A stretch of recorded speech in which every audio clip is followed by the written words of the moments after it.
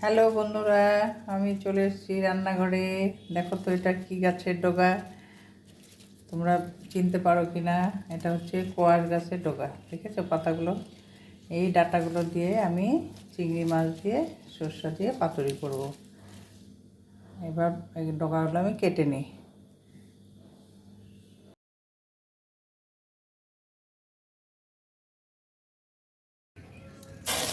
Quash ডাঁটাগুলো আমি কেটে নিয়েছি, কেটে নিয়েছি। এখন আমি রান্নাটা শুরু করবো। কড়াইতে তেল ঢেলে দেবো।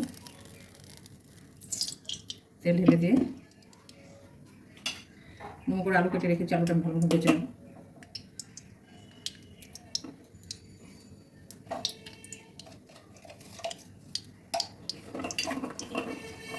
ওটা নুন মাখিয়ে উল্টে পাল্টে আমি আলুটাকে ভেজে নেব।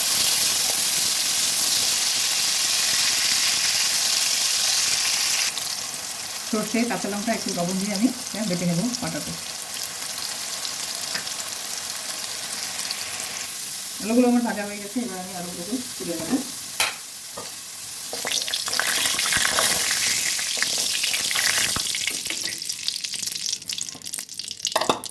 এবার আমি ছোটো ছোটো অল্প পেঁয়াজে মাছ ছিল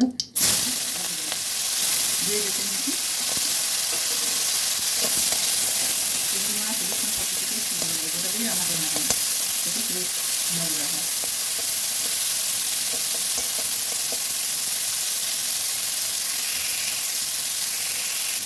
মাছটাকে তুলে নেবো, ভাজা হয়ে গেছে। আলুর সঙ্গে মাছটা তুলে নেব, সঙ্গে এটা দিয়ে দেবো। এখন আমি কাঁটাটা সুন্দর করে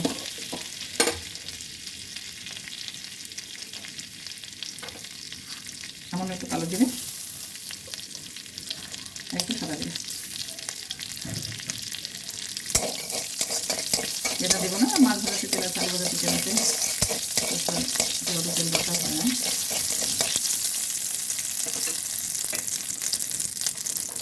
ডাঁটাগুলোকে ছেড়ে দেবো।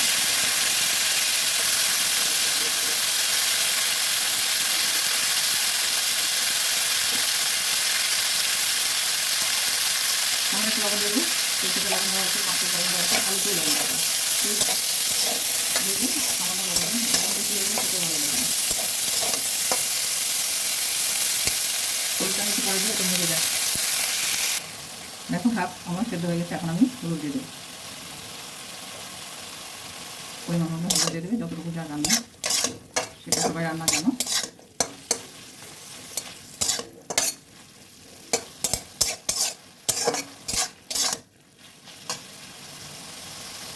মাছ আর আলুটা দিয়ে দেবো।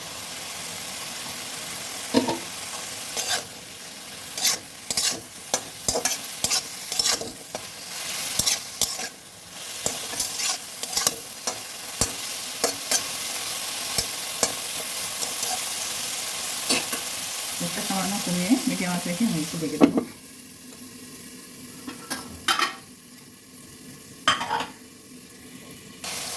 এবার আমি ছোটো বেটে রেখেছিলাম পাটাতে, এখন আমি এটা ছেঁকে দেবো। ছেঁকে দেবো কারণ ছেঁকে দেওয়া হচ্ছে আলুগুলো, সর্ষে যে চোটাগুলো ছেলে শরীর তো উপকার হয় না, পেট কম হয়, যার জন্য আমি এটা ছেঁকে দেবো। খেতেও ভালো হবে, তেমন ভালো কিছু হবে না।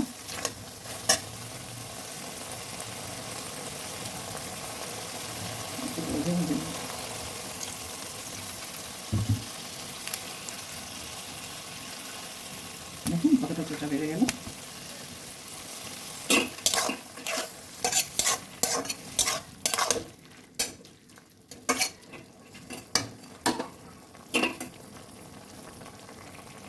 আর একটু হবে, রান্নাটা আমার হয়ে গেছে।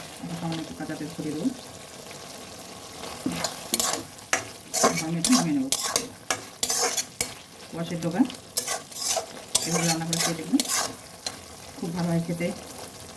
আমার রান্নাটা দেখে ভালো লাগলে তো আপনারা কমেন্ট করবেন, লাইক করবেন।